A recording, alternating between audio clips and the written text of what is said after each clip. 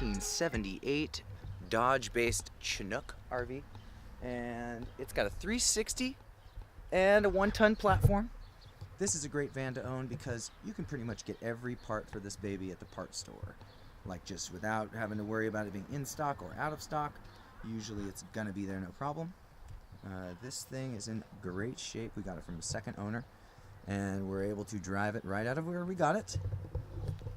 We paid $400 for this sweet baby, and I think by the end of putting all that we're gonna put into it, I think we'll probably be less than $800. So it's pretty crazy to think about the fact you can get a home for that cheap. It really, really is just a mind blow. But full infrastructure. This thing's got a running generator, and it runs great, and we just gave it a new paint job. But yeah, it's just a sweet little baby. Look at that little whale face. Yeah, and so far everything works. The appliances work, the fridge works. We are out here at Matt's parents' little ranch. It's a wild oasis. Doing those last final little touch-ups. That's a 1970 what? 2 Commander?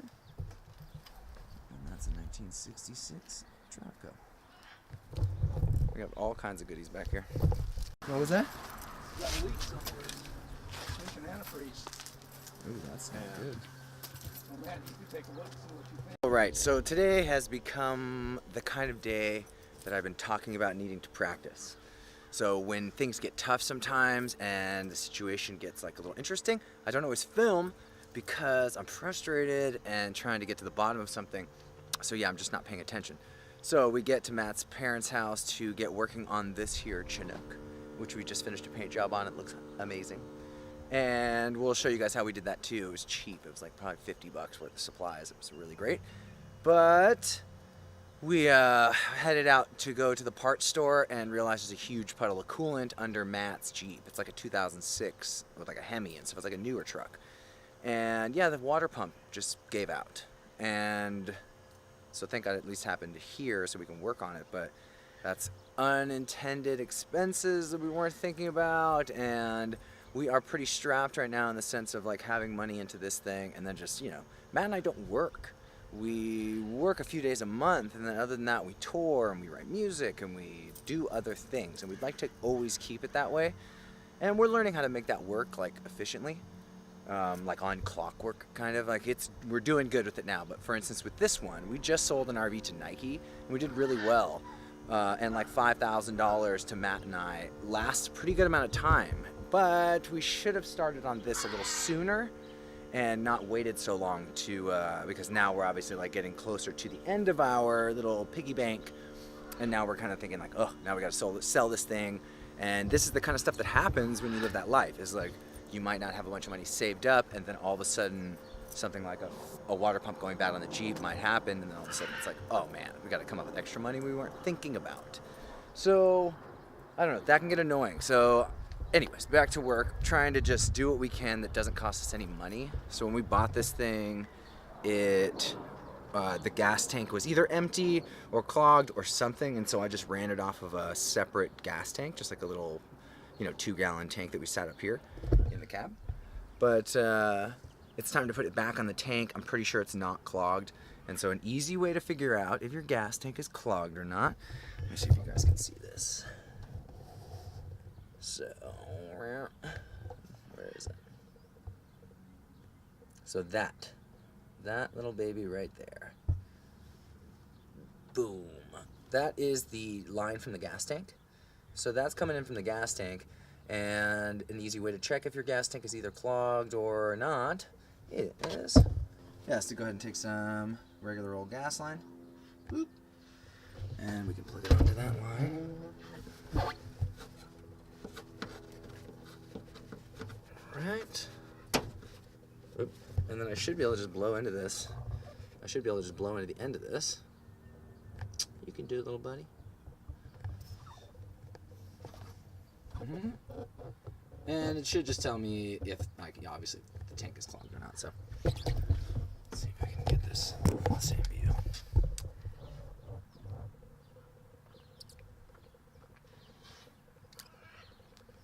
Yeah, it moves through. I mean, it's not like super clean, but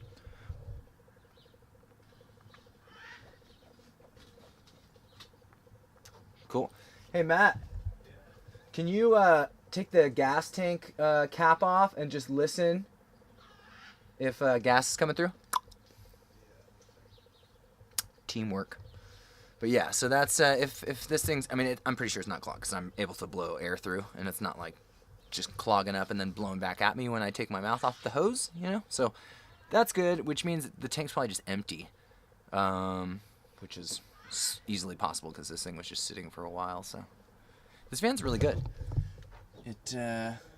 Carburetor probably needs to be cleaned, but awesome. Okay, cool. So Matt can hear the air coming through the gas tank, so that means we are not clogged. That means we just need to put gas in this little baby. Exciting. So problem 1 down. Next problem is going to be figuring out the generator, putting it back on that same gas tank, which is probably not hard. It's probably just the hose is probably sitting there. It's just I disconnected it because I need to put a new fuel pump on it. So, all right, we'll get back in a little bit. All right, we're so lucky. Here in the back, this little tiny metal line that they used from factory for the generator was too small, I imagine, to withstand the effects of time. But let's see if we can find where it goes in, and then maybe we can figure out if we can unclog it. But we can just undo that guy right there, and maybe be able to check if this metal line is clogged. And if it's not, technically we could probably just run a rubber line to the generator. So we'll see. We'll see what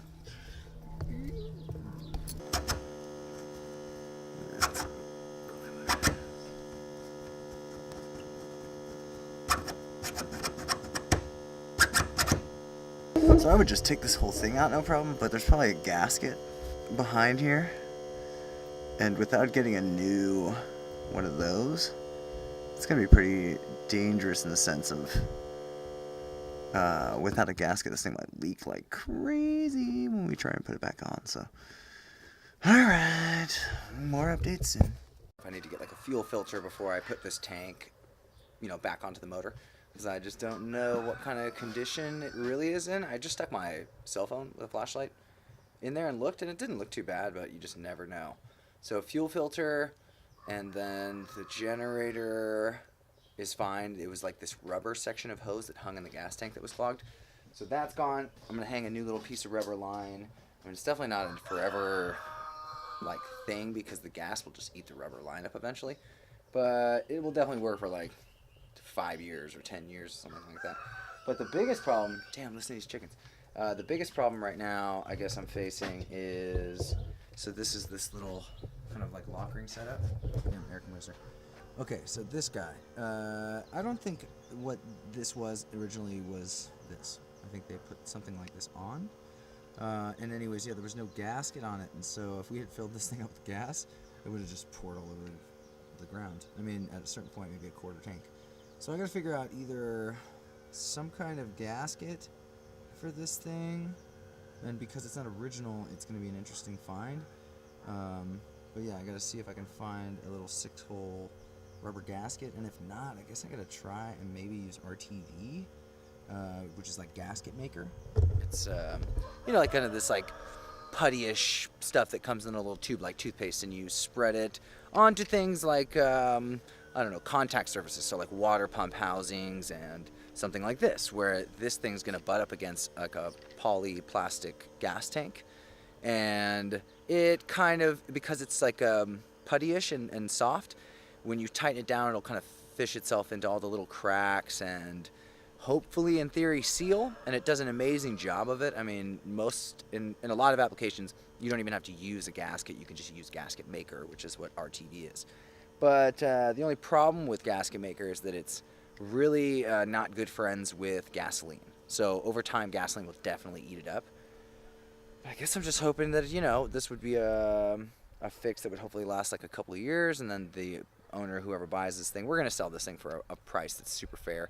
And, you know, there'll be like little projects. So, you know, I'm sure if you had the time and the care to hunt, you could find this little 6-hole gasket. And when we go to the parts store, I'm going to look. Maybe they'll have something like it, or I can find something on Rock Auto and then, you know, see if they have it in stock. But, I don't know. We'll figure it out. either way, it's nice to know that that little sending unit is not totally varnished and clogged up. Both sides of it, the main gas line and the generator gas line, are both free flowing now. So got to figure out a way to seal this guy, and then should have both my gas lines back, which is fantastic. So I don't know. End of the day, Matt and I are artists, and we write music, and we love to like cultivate community and stuff, which is why we try not to work, because I don't know, as like Casey Neistat was just saying the other day, like creatives just indulge and love having their schedules wide open, so that if and when the bug hits, you can be creative as hell. So we try and live our lives exactly like that for that reason, but also because life is a lot more fun when all you're doing is things you want to do. And we're not rich at all. I mean, I was saying earlier in this that we're pretty broke right now, actually. But I have not worked a normal job in like, I really have not worked a job in like 4 years or something. So, and because of that, I've gotten to travel, and I've gotten to really focus on my art and make way better music and meet people like Matt and the amazing community I'm a part of right now. I mean, you can't do that stuff if you're spending all your time working. Or you can do it, but it's not as fun. So, I don't know. Find a side hustle is what I'm saying, I guess. You know, find something you're really good at that you love doing and that you can actually make money from is really fun. These RVs have become that for us. The next phase is really, really figuring out how to like turn our music into money and into business. You know, making art is one thing. Be as artsy and as weird as possible. But in my opinion, more artists and musicians and things like that need to figure out a way to like have that be one compartment, and then the other compartment be kicking ass and learning how to make money from that music. So I don't know, we're trying to apply, I guess, some of the ideas that we're learning from this RV thing and applying it to our music, but also I guess it's all really just one big thing. If you like my music and you find this, you might think it's incredibly interesting or weird, and if you find this and then you hear our music, same thing. So I don't know, however you found us, it's nice to have found you, and I don't know, I love you. And we will have more updates when we get back from the store. All right, later. Oh yeah, done what we could. I guess for the moment, we're gonna eat some dinner real quick. Got those stupid dolphin stickers off. I don't know if we actually had a close up of those before, but I hope we did. And then figured out the gas tank stuff. This is like either not the stock gas tank or just someone did some weird stuff, and so the sending unit was hitting the bottom of the gas tank itself, so I had to bend it up and then reseal the little flange thing without a gasket. So I hope it seals, but I used some Permatex stuff that look a lot like PCV or PVC or whatever pipe sealant. But so that's done, and then I put a fuel filter up on the front, and then we've got the electronic fuel pump hooked up here now to the generator in the back. And so hopefully fuel systems are square, but we can't put gas until tomorrow when it's all sealed up. You don't want to let this stuff cure for quite a long time before you try and put gas on it. Gas is super corrosive. So, but we've got gas. We sealed up the gas tank yesterday. Got all the lines rehooked up, and then we'll get this thing started on the gas tank, and then also get the generator running on the gas tank. Oh yeah, fun days. Stupid rain. Stupid cold weather. All right, later. It's the slowest gas tank ever. Jesus. Alright, filled up most of the gas tank, left a little bit in the can so that I can fill the carburetor just from like right here. And then that way it'll have enough gas in the carb to run to get the mechanical fuel pump to pull up the fuel from the back. So, okay, perfect. So, if you're ever trying to do this yourself, every carburetor has a vent. Like a lot of the time they're in slightly different places and such, but on this carburetor it's that. So I can fill gasoline and it'll go right into the bowl. And so yeah, I'll just fill it for a little while. You know, a carburetor will hold like, I don't know, a quarter cup of gas inside its bowl. So just kind of eyeball that. Alright, let's get it done. Water got here somehow. Yeah.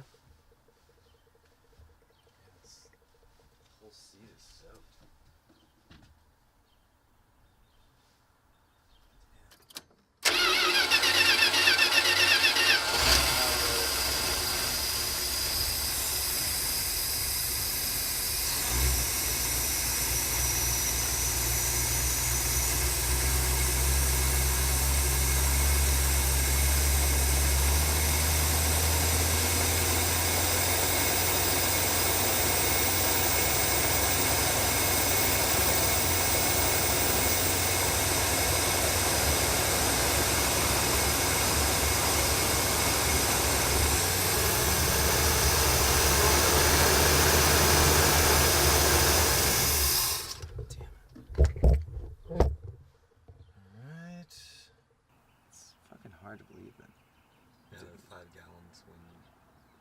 But I mean, it's a pretty wide tank. It's really wide, so I mean, you know, it's possible. But woo! This.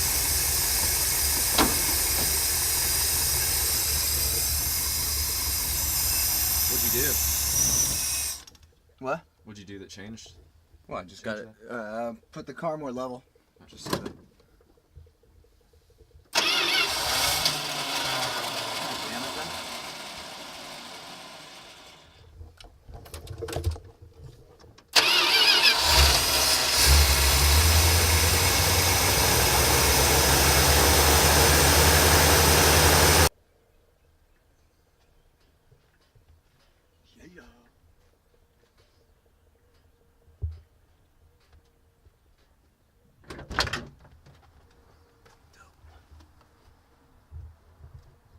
Okay, cool. And that's coming from the transmission.